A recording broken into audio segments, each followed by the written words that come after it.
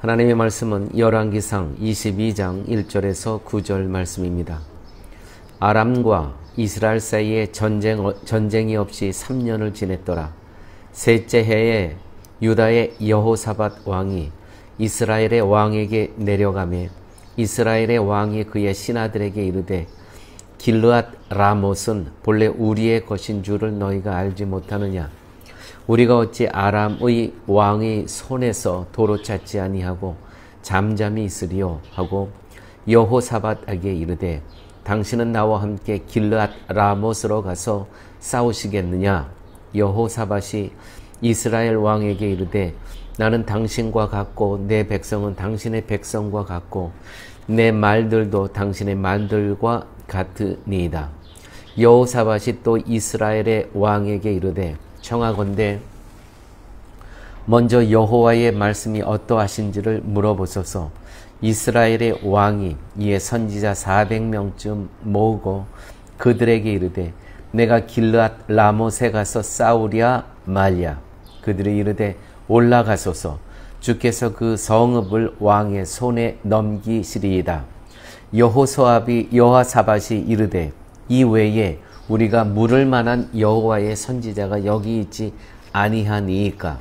이스라엘의 왕이 여호사밧 왕에게 이르되 아직도 이물라의 아들 미가야의 한 사람이 있으니 그로 말미암아 여호와께 물을 수 있으나 그는 내게 대하여 길한 일은 예언하지 아니하고 흉한 일만 예언하기로 내가 그를 미워하나이다.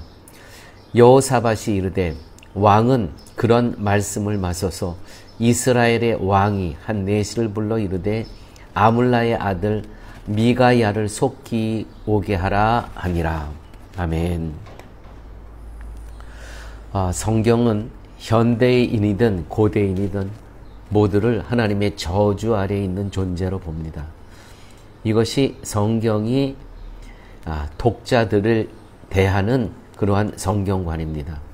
고생하며 살든 떵떵거리며 살든 풍족하게 살든 모든 사람은 하나님의 저주 아래에 있고 하나님의 심판을 피할 수 없는 멸망의 자식으로 여긴다는 것입니다.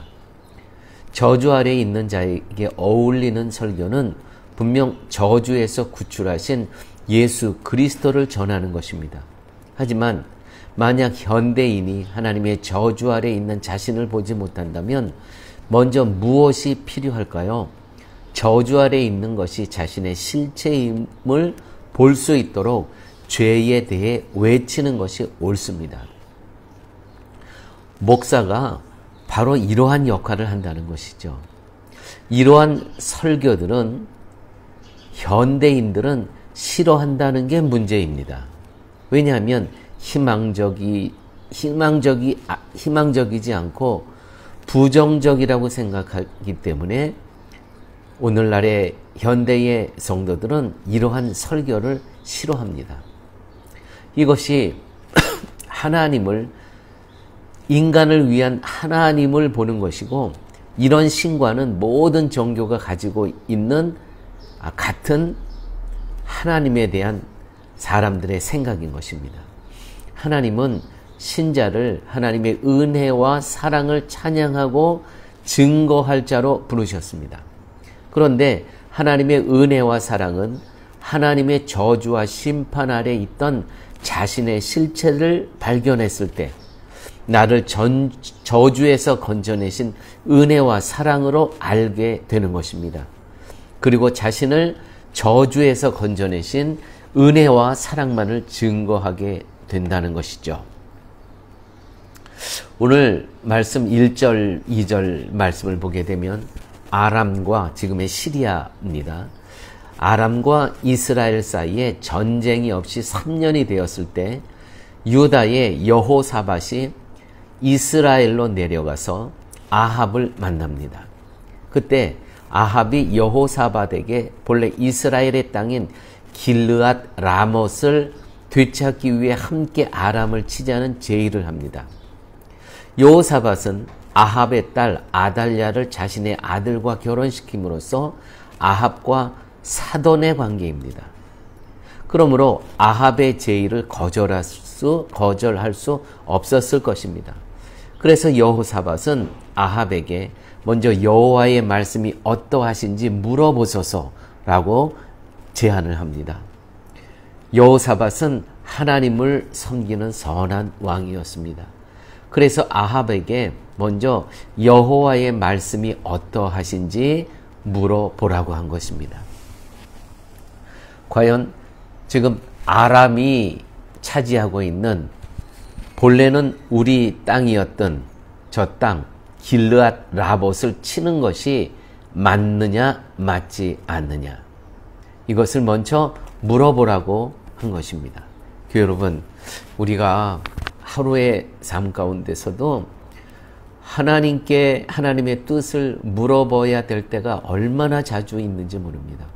그런데 우리는 하나님께 여쭈어보고 하나님께 하나님의 뜻을 구해야 될 그 절차를 무시하며 살아가는 우리의 삶이 얼마나 연속적으로 일어나는지 모릅니다. 분명 하나님께서는 듣기를 원하시는데 우리는 하나님께 전혀 이런 것을 구하지 않고 우리의 뜻과 생각으로 우리의 모든 일을 처리하고 결정하는 우리의 모습을 우리는 보게 됩니다. 이러한 말씀을 통해서 과연 나는 하나님의 뜻을 구하며 살아가고 있는가? 아무리 사소한 것이라도요. 이 여호사밧의 제안을 듣고 아합은 선지자 400인쯤을 모으고 이렇게 그들에게 묻습니다. 내가 길르앗 라못에 가서 싸우랴 말랴. 아합은 갈멜산에서 바알 선지자 850명을 모두 잃었던 경험이 있습니다. 그리고 그때 하나님의 능력을 목격하게 되죠. 그래서 아마 바울보다는 하나님이 더 세다는 생각으로 하나님의 선지자 400명을 모으게 됩니다. 그들에게 물어본 것입니다. 내가 길르앗 라봇에 가서 싸우랴 말랴. 아합은 이들에게 하나님의 말씀을 듣기 위함이 아니라 자신을 위해 복을 빌어주는 역할을 위해서 이들을 고용한 거죠. 또 그들은 그 아합의 마음을 생각을 잘합니다. 그래서 이 400명의 선지자들은 아합이 듣기 좋은 말만 합니다. 그들은 올라가서 싸우라고 이야기하죠. 올라가서 싸워서 그 땅을 차지하고 싶어하는 이 아합의 마음을 알고 있었다는 것입니다. 여러분, 이것은 목사인 저부터 깊이 생각해야 될 본문이라고 생각을 합니다. 목사는 말씀의 종입니다.